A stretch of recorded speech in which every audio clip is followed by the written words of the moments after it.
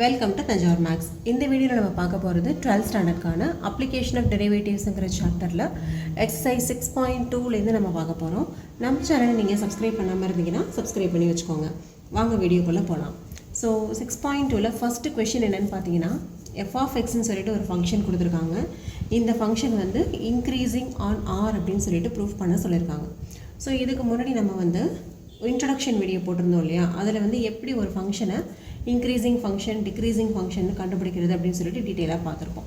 அதில் சில கண்டிஷன்ஸ் கொடுத்தோம் இல்லையா, எந்த ஃபங்க்ஷன் கொடுத்தாலும் நம்ம வந்து இன்க்ரீஸிங்காக டிக்ரீஸிங்கானு கண்டுபிடிக்கணும் அப்படின்னா ஃபஸ்ட்டு நம்ம செய்ய வேண்டியது அதோட எஃப் டேஷ் ஆஃப் எக்ஸ் வந்து கண்டுபிடிக்கணும். அதாவது ஃபஸ்ட்டு டெரிவேட்டிவ் கண்டுபிடிக்கணும்.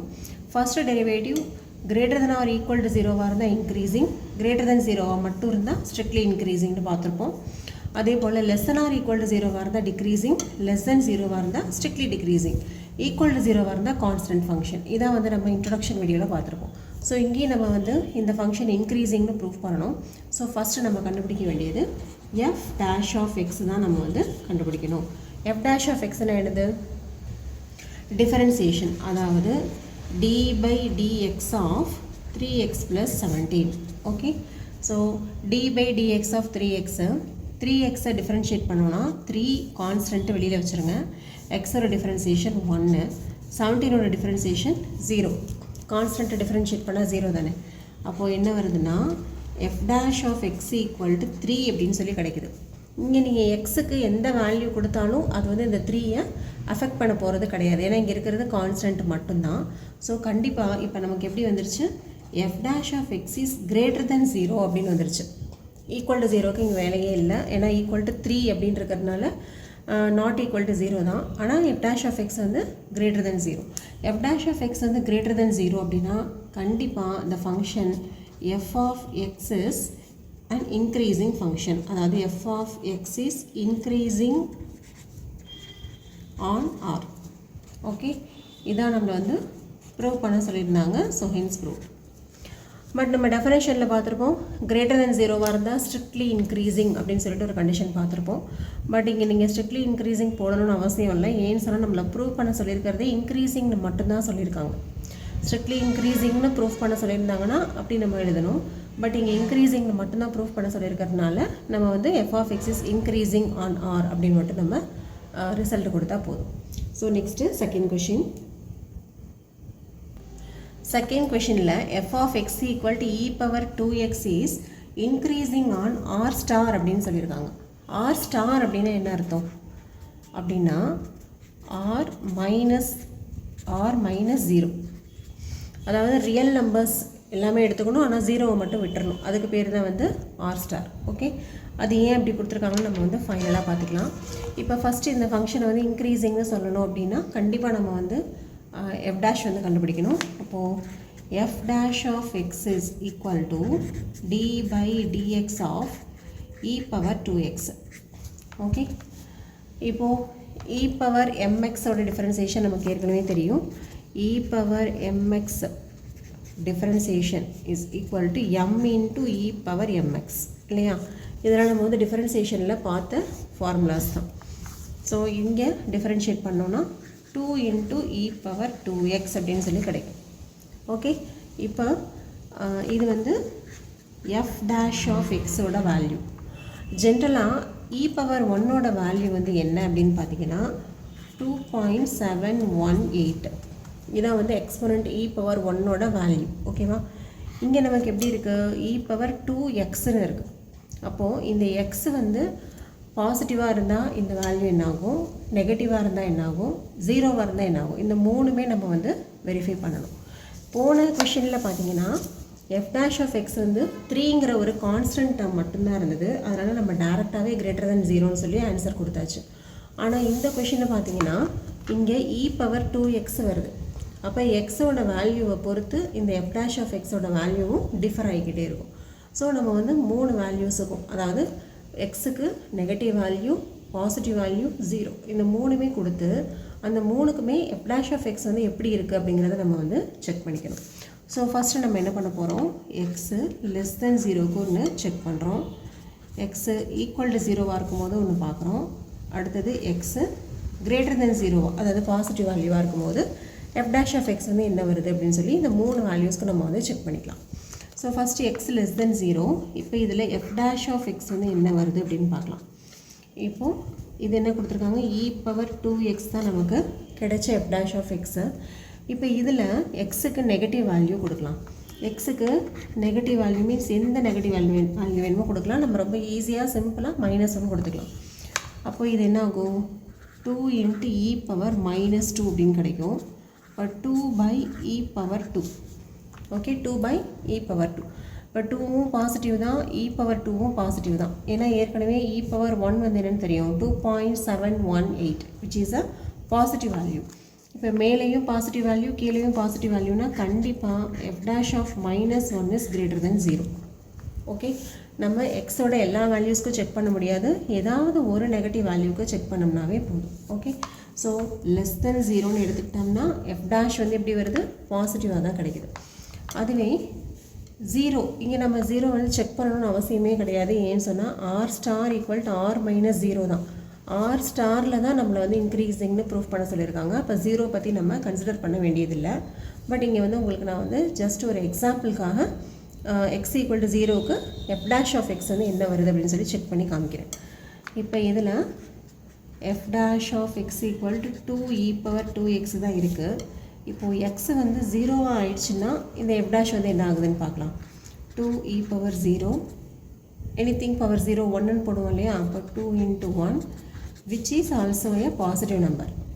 ஓகே, அப்போது x நெகட்டிவாக இருந்தாலும் f dash வந்து பாசிட்டிவ் தான், x வந்து 0வாக இருந்தாலும் f dash வந்து பாசிட்டிவ்னு கிடச்சிருச்சு.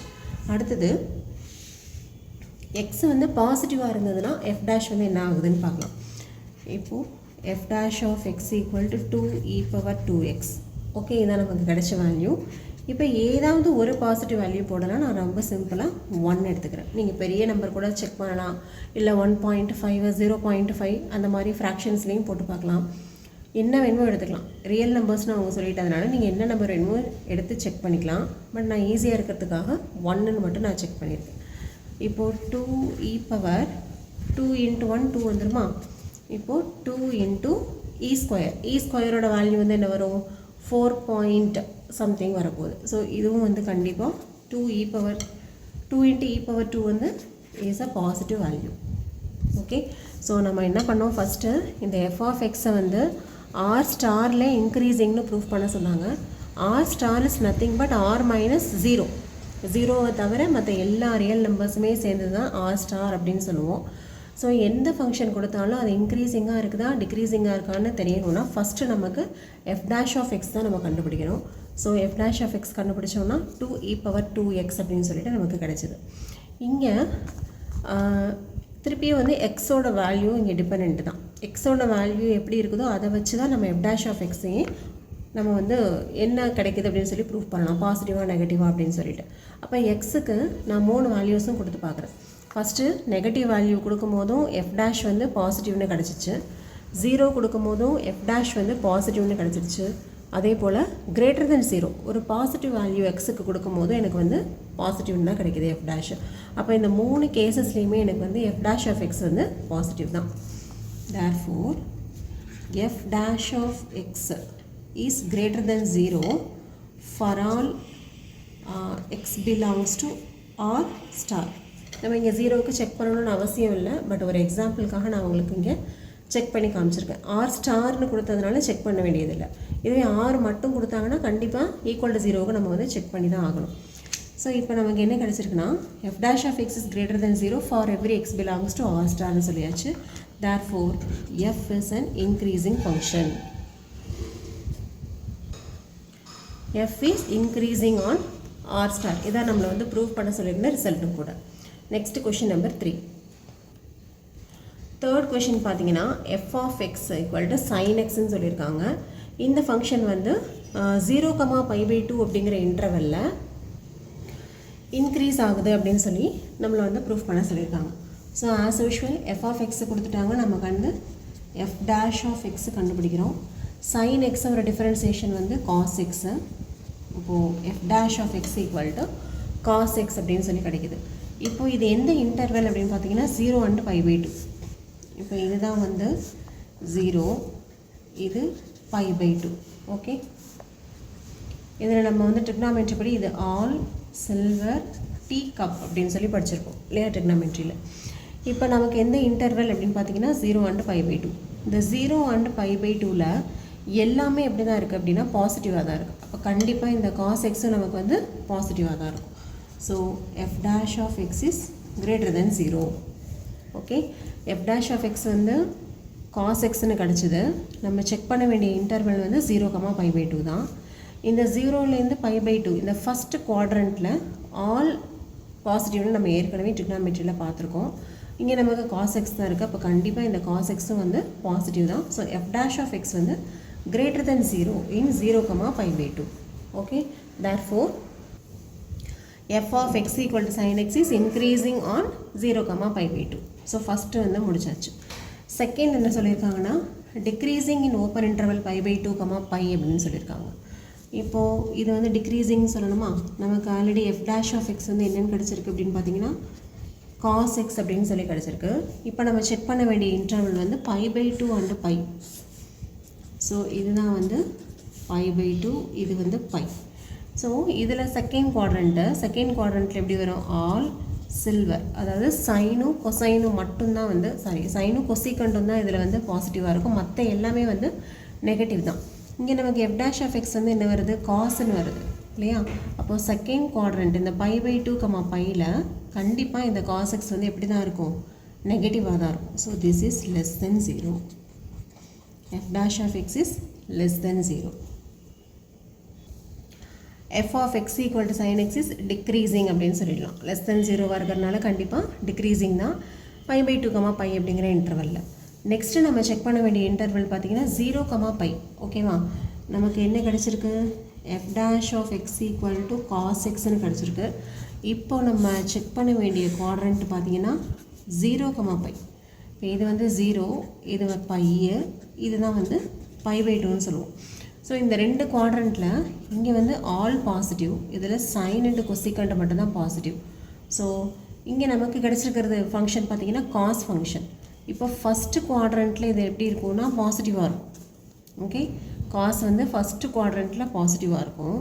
ஆனால் இந்த செகண்ட் குவாட்ரண்ட்டில் கண்டிப்பாக நெகட்டிவ் தான். ஏன்னா இங்கே சைனுடைய குவாட்ரண்ட்டு தானே இது, அப்போ இங்கே வந்து நெகட்டிவ். ஸோ ஃபஸ்ட்டு குவாட்ரண்ட்டில் இது வரைக்கும் பாசிட்டிவில் வந்து திருப்பி நெகட்டிவில் வருது. ஸோ நம்ம இன்ட்ரொடக்ஷன் வீடியோவிலே பார்த்துருப்போம் இல்லையா, எந்த ஒரு ஃபங்க்ஷன் வந்து இன்க்ரீஸ் ஆகணும் டிக்ரீஸ் ஆகணும், இன்க்ரீஸ் ஆகணும் டிக்ரீஸ் ஆகணும், இப்படி மாறி மாறி இன்க்ரீசிங் அண்ட் டிக்ரீசிங் இருந்துச்சு அப்படின்னு சொன்னால் கண்டிப்பாக அந்த ஃபங்க்ஷன் வந்து நெய்தர் டிக்ரீசிங் நார் இன்க்ரீசிங் அப்படின்னு சொல்லி பார்த்துருக்கோம். அதே சுச்சுவேஷன் தான் நமக்கு இங்கேயும் இருக்குது. இப்போது f dash of x equal to cos xன்னு கிடச்சிருக்கு. இது வந்து ஃபஸ்ட்டு குவாட்ரண்ட்டில் பாசிட்டிவாக இருக்குது, செகண்ட் குவாட்ரண்ட்டில் நெகட்டிவ். அப்போ ஃபஸ்ட்டு குவாட்ரண்ட்டில் இன்க்ரீஸ் ஆகுது, செகண்ட் குவாட்ரண்ட்டில் டிக்ரீஸ் ஆகுது. ஸோ ரெண்டுமே மாறி மாறி இருக்கிறதுனால இந்த function f of x equal to sin x is neither increasing nor decreasing on the interval 0, pi. Okay, இதான் வந்து third question. Next question number 4. Next fourth question என்ன சொல்லியிருக்காங்க அப்படின்னு பார்த்தீங்கன்னா find the intervals in which the function given by f of x equal to 2x square minus 3x is increasing and decreasing. அதாவது ஒரு function f of xன்னு சொல்லிட்டு ஒரு function கொடுத்துருக்காங்க. Okay, 2x square minus 3xன்னு சொல்லிட்டு இந்த ஃபங்க்ஷன் எந்த இன்டர்வெல்லில் இன்க்ரீஸிங்காக இருக்குது, எந்த இன்டர்வெல்லில் டிக்ரீஸிங்காக இருக்குது அப்படின்னு சொல்லி நம்ம ஃபைண்ட் அவுட் பண்ணணும். ஓகே, ஸோ இந்த மாதிரி இன்டர்வல் கேட்டிருந்தாங்க அப்படின்னு சொன்னால் அது எப்படி போடணும் அப்படின்னு பார்த்தீங்கன்னா ஃபஸ்ட்டு நீங்கள் வந்து f dash of x கண்டுபிடிக்கணும். ஒரு ஃபங்க்ஷன் கொடுத்து அந்த ஃபங்க்ஷன் எந்த இன்டர்வெல்லில் இன்க்ரீஸ் ஆகும், எந்த இன்டர்வெல்லில் டிக்ரீஸ் ஆகும் அப்படின்னு சொல்லிட்டு கொஷின் கொடுத்தாங்கன்னா அதை எப்படி போடணும் அப்படின்னு பார்த்தீங்கன்னா இன்டர்வெல் எப்படி கண்டுபிடிக்கணும் அப்படின்னா ஃபஸ்ட்டு நீங்கள் f dash of x கண்டுபிடிக்கணும். அந்த f dash of x 0க்கு ஈக்குவல் பண்ணி xக்கு ஒரு வேல்யூ ஃபைண்ட் அவுட் பண்ணணும். ஓகே, ஸோ ஃபஸ்ட்டு நம்ம போட போகிறது f dash of x, that is 2 into x ஸ்கொயரோட differentiation 2x minus 3 into x ஓட டிஃபரன்சியேஷன் 1, 4x minus 3, இதுதான் வந்து f dash of x. Okay, நம்ம இப்போ வந்து இன்டர்வல் கண்டுபிடிக்கணும் இல்லையா, இன்டர்வல் கண்டுபிடிக்கணும் அப்படின்னா நமக்கு வந்து சம் பாயிண்ட்ஸ் தேவையாக இருக்குது. அப்போ என்ன பண்ணலாம், let f dash of x equal to 0 அப்படின்னு சொல்லி சப்ஸ்டியூட் பண்ணுங்கள். அப்போ நமக்கு என்ன வரும் 4x minus 3 equal to 0 வருமா அப்போ 4x equal to 3 and x equal to 3 by 4 okay இப்போது 3 by 4 அப்படின்னு சொல்லிட்டு ஒரு பாயிண்ட் கண்டுபிடிச்சாச்சு so first f dash of x கண்டுபிடிச்சோம் அடுத்தது f dash of xக்கு 0 அப்படின்னு சொல்லி ஈக்குவல் பண்ணி எக்ஸோட பாயிண்ட் வந்து நம்ம கண்டுபிடிச்சாச்சு இப்போ எக்ஸோட பாயிண்ட் வந்து என்ன இருக்குன்னு பாருங்கள் 3 by 4 அப்படின்னு சொல்லிட்டு கிடைக்குது ஓகே இதை வந்து அப்படியே ஒரு நம்பர் லைனில் மார்க் பண்ணுங்கள் நம்பர் லைனில் லெஃப்ட் மோஸ்ட் வந்து மைனஸ் இன்ஃபினிட்டி ரைட் மோஸ்ட் வந்து ப்ளஸ் இன்ஃபினிட்டி இதை நம்ம வந்து எப்போவுமே மார்க் பண்ணுவோம் இப்போ நமக்கு என்ன பாயிண்ட் கிடச்சிருக்கோ அதையும் மார்க் பண்ணிக்கலாம் தட் இஸ் 3 by 4 அப்படிங்கிறது நமக்கு கிடச்சிருக்கிற பாயிண்ட்டு இப்போ 3 by 4 வந்து நம்ம எப்படி எழுதிக்கலாம் 0.75 அப்படின்னு சொல்லி எழுதலாமா 3 by 4 can be written as 0.75 இப்போ இந்த 0.75க்கு லெஃப்ட்டில் ஒரு பாயிண்ட் எடுக்கணும் ரைட்டில் ஒரு பாயிண்ட் எடுத்துக்கிட்டு இந்த இன்டர்வெல்லில் எக்ஸோட வேல்யூஸ் வந்து எப்படி இருக்குது பாசிட்டிவாக இருக்கா நெகட்டிவாக இருக்கா அப்படின்னு சொல்லி நம்ம செக் பண்ணணும் ஸோ 3 by 4 வந்து 0.75 ஸோ நான் லெஃப்ட்டில் வந்து என்ன பாயிண்ட் எடுக்கிறேன் அப்படின்னு சொன்னால் 0 எடுத்துக்கிறேன் இந்த பக்கம் நான் செக் பண்ண போகிற பாயிண்ட் வந்து 0 அதே போல் ரைட் சைடில் நான் வந்து ஒரு பாயிண்ட்டு 1 அப்படின்னு எடுத்துக்கிறேன் ஸோ நீங்கள் என்ன நம்பர் வேணாலும் சூஸ் பண்ணலாம் பட் நமக்கு வந்து கேல்குலேஷனுக்கு ஈஸியாக இருக்கிற மாதிரி இந்த மாதிரி 0 1 இந்த மாதிரி சிம்பிள் நம்பர்ஸாக ஓகே சின்ன நம்பர்ஸாக நம்ம வந்து எடுத்து செக் பண்ணாலே இனஃப் தான் ரொம்ப ஒன்றும் பெரிய நம்பரை ஃப்ராக்ஷன்ஸ் தான் எடுத்து செக் பண்ணணும் அப்படின்னு அவசியம் கிடையாது சாதாரணமாக எது வந்து நமக்கு கேல்குலேஷனுக்கு ஈஸியாக இருக்கோ அந்த மாதிரி ஒரு நம்பர் எடுத்துக்கிட்டாவே நமக்கு போதும் ஆனால் நமக்கு இங்கே என்ன வேல்யூ கிடைக்குதோ அதுக்கு லெஃப்ட்டில் ஒரு நம்பர் எடுக்கணும் ரைட்டில் ஒரு நம்பர் எடுக்கணும் இப்போ கண்டிப்பாக 0.75 விட 0 வந்து சின்னது தான் 0.75 விட 1 வந்து பெருசு ஸோ நான் லெஃப்ட்டில் வந்து 0ன்னு எடுத்துக்கிறேன் ரைட்டில் வந்து 1ங்கிற பாயிண்ட்டுக்கு செக் பண்ணுறேன் எதோட வேல்யூவை செக் பண்ணணும் அப்படின்னா f dash of xோட வேல்யூவை செக் பண்ணணும் நமக்கு f dash of x என்னன்னு கிடச்சிது 4x minus 3 அப்படின்னு சொல்லி கிடச்சிதா இப்போ 3 by 4ங்கிறது நமக்கு கிடைச்ச பாயிண்ட்டு நாம் எதுனா இதுக்கு லெஃப்ட்டில் ஒரு பாயிண்ட்டு ரைட்டில் ஒரு point so first left point check பண்ணிக்கிறேன் f dash of 0 போடும்போது என்ன ஆகுது 4 into 0 minus 3 அதாவது -3 இங்கே நமக்கு வந்து கரெக்டான ஆன்சர் தான் வேணும்லாம் அவசியம் இல்லை நமக்கு வந்து பாசிட்டிவாக நெகட்டிவாக 0 அப்படின்னு தெரிஞ்சாலே போதும் இப்போ -3ங்கிறதுனால கண்டிப்பாக இது வந்து லெஸ் தென் 0 அப்போது இந்த இன்டர்வல் அதாவது இந்த இது இருக்கு இல்லையா 3 by 4க்கு லெஃப்ட் சைடு தான் நம்ம இப்போ செக் பண்ணோம் லெஃப்ட் சைடில் நமக்கு என்னென்னு கிடைக்குது நெகட்டிவாக இருக்குது ஓகே f dash வந்து எப்படி இருக்குது லெஃப்ட்டு 3 by 4ங்கிற லிமிட்டுக்கு லெஃப்ட் சைடில் நமக்கு வந்து நெகட்டிவ் அப்படின்னு கிடச்சிருச்சு இப்போ அடுத்தது நான் என்ன பண்ண போகிறேன் 3 by 4க்கு ரைட் சைடில் ஒரு பாயிண்ட் எடுத்து செக் பண்ணுறேன் ரைட் சைடில் வந்து நம்ம ஏற்கனவே 1ங்கிற பாயிண்ட்டை எடுத்து வச்சுருக்கோம் இப்போ 1ங்கிற பாயிண்ட்டுக்கு f dash வந்து என்ன ஆகுதுன்னு பார்த்தீங்கன்னா 4 into 1 minus 3 அதாவது 4 minus 3 which is equal to 1 which is a positive number இப்போ என்ன ஆகுது இந்த இன்டர்வெல்ல வந்து நமக்கு பாசிட்டிவ் அப்படின்னு சொல்லி கிடைக்குது ஓகே ஸோ இப்போ இந்த நம்பர் லைனை வச்சு நம்ம வந்து எதில் இன்க்ரீஸிங்காக இருக்குது எதில் டிக்ரீஸிங்காக இருக்குது அப்படின்னு சொல்லிடலாம் ஸோ எதில் வந்து இன்க்ரீஸ் ஆகுது அப்படின்னு சொன்னால் இன்க்ரீஸிங் ஆன் இப்போ எதில் இன்க்ரீஸ் ஆகுது பாருங்கள் 3 by 4, 1 3 by 4 1ன்னு போடக்கூடாது இங்கே 1ங்கிறது நம்மளாம் எடுத்துக்கிட்ட ஒரு பாயிண்ட்டு இந்த 1ங்கிற நம்பர் எது வேணாலும் இருக்கலாம் ஸோ இங்கே 3 by 4லேருந்து இன்ஃபினிட்டி எந்த நம்பர் வேணுமோ சூஸ் பண்ணலாம் அப்போ நம்ம செக் பண்ணது வந்து 1 தான் பட் 3 by 1க்கு பதிலாக நம்ம வேறு எந்த பாசிட்டிவ் நம்பர் எடுத்தாலும் இது வந்து பாசிட்டிவாக தான் இருக்கும் ஸோ 3 by 4, இன்ஃபினிட்டி அதே போல் எந்த இன்டர்வெல்லில் டிக்ரீஸிங்காக இருக்குது அப்படின்னு சொல்லி கேட்டிருந்தாங்க -∞, 3 by 4 okay so 3 by 4, plus இன்ஃபினிட்டியில் இன்க்ரீஸ் ஆகுது அதே போல் -∞, 3 by 4ல் டிக்ரீஸ் ஆகுது இதுதான் நமக்கு தேவையான answer okay 5th கொஷின்லேயும் f of xன்னு சொல்லிட்டு ஒரு ஃபங்க்ஷன் கொடுத்துருக்காங்க இந்த ஃபங்க்ஷன் வந்து எந்த இன்டர்வெல்லில் இன்க்ரீஸிங்காக இருக்கும் எந்த இன்டர்வெல்லில் டிக்ரீஸிங்காக இருக்கும் அப்படின்னு சொல்லி கேட்டிருக்காங்க நம்ம வந்து இந்த மாதிரி இன்டர்வெல் எப்படி கண்டுபிடிக்கிறது அப்படின்னு சொல்லி பார்க்குறதுக்கே வந்து ஒரு ஷார்ட்ஸ் வீடியோ போட்டிருக்கோம் ஸோ ஒரு ஃபங்க்ஷன் கொடுத்து அந்த ஃபங்க்ஷன் வந்து எந்த இன்டர்வெல்லில் இன்க்ரீஸிங்காகவும் டிக்ரீஸிங்காகவும் இருக்குது அப்படின்னு சொல்லி கேட்டிருந்தா நீங்கள் வந்து அந்த மாதிரி ஸ்டெப்ஸ் வந்து ஃபாலோ பண்ணி போடுங்க ஸோ இப்போது இந்த 5th கொஷினுக்கான ஆன்சர் வந்து போடலாம் ஸோ ஃபஸ்ட்டு நம்ம கண்டுபிடிக்க வேண்டியது f dash of x. For 2 into x cube ஒரு differentiation 3x square minus 3 x square ஒரு differentiation 2x minus 36 into x ஒரு differentiation 1 constant ஒரு differentiation வந்து 0. இப்போ இது எல்லாத்தையும் simplify பண்ணி எழுதிக்கலாம். 3 2s are 6 3 2s are 6 minus 36. அதாவது இது எல்லாத்துலேயும் காமனாக x6 வந்து காமனாக எடுத்தாச்சுன்னா x square minus x minus 6ன்னு கிடைக்கும். இது வந்து f dash of xோட வேல்யூ. நெக்ஸ்ட் நம்ம என்ன பண்ணணும், let f dash of x equal to 0 அப்படின்னு சொல்லி எடுத்துக்கிட்டா 6 into x square minus X minus 6 equal to 0ன்னு கிடைக்கும்.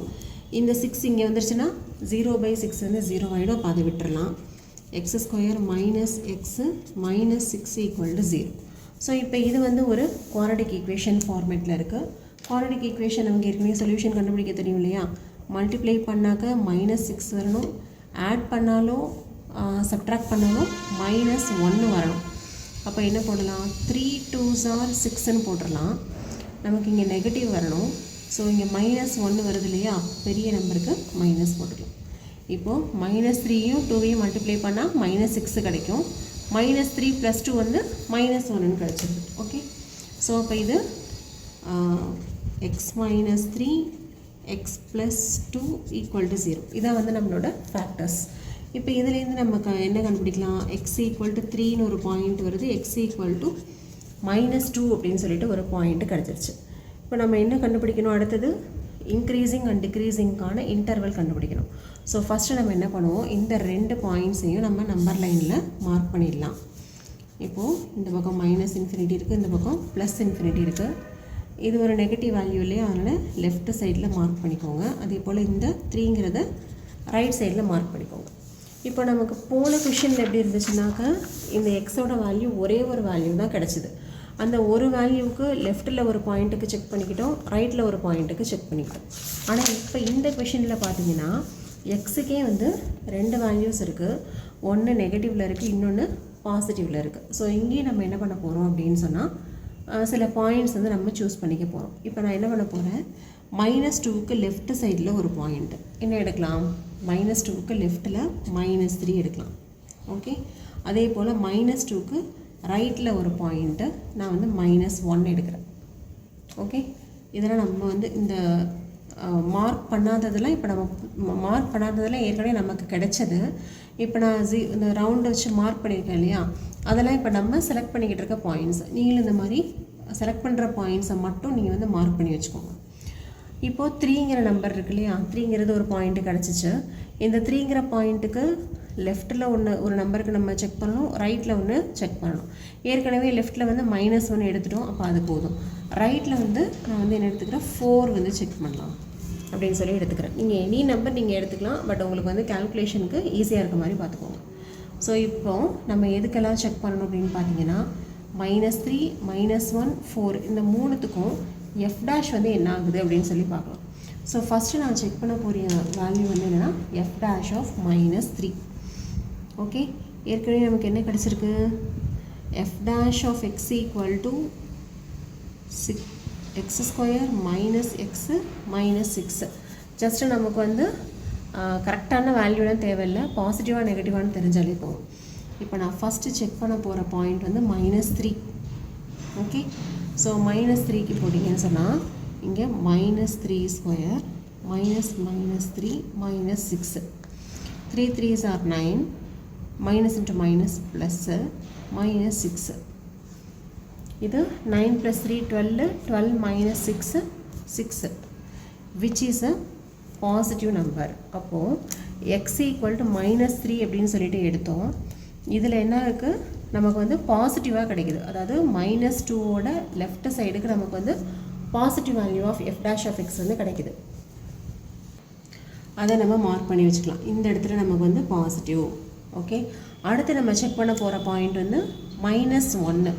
சரியா, இப்போ -1க்கு செக் பண்ணி பார்க்கலாம். அதாவது f dash of -1 equal to -1 whole square minus of -1 -6. இப்போ 1 + 1 -6 which is minus 4, that is less than 0.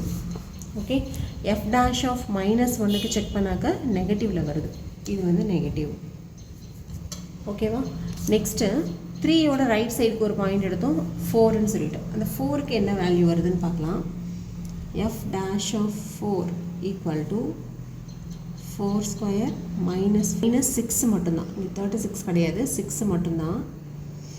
அப்போது 16 minus 4 minus 6. ஓகேவா? 16 minus 4 வந்து என்ன வரும்? 12. 12 minus 6 6, which is a positive value. So இதுவும் வந்து பாசிட்டிவ் தான். 4ங்கிற பாயிண்ட்டுக்கும் f dash of x வந்து பாசிட்டிவாக தான் கிடைக்குது. ஸோ இப்போ நம்ம வந்து இன்டர்வல் எழுதணும். என்னென்ன இன்டர்வல் எழுதணும் அப்படின்னு பார்த்தீங்கன்னா, இப்போ எதுலாம் வந்து பாசிட்டிவ் பாருங்கள், -3ல் பாசிட்டிவ், +4லேயும் பாசிட்டிவாக இருக்குது. ஸோ நம்ம இன்டர்வல் எழுதும் போது எப்படி எழுதணும் அப்படின்னு சொன்னால், இந்த -3 இருக்கு இல்லையா, இதுக்கு லெஃப்ட்டில் உள்ளது ரைட்டில் உள்ளது என்ன வரும்? -∞, -2. இதுலேயும் இன்க்ரீஸிங்காக தான் இருக்குது.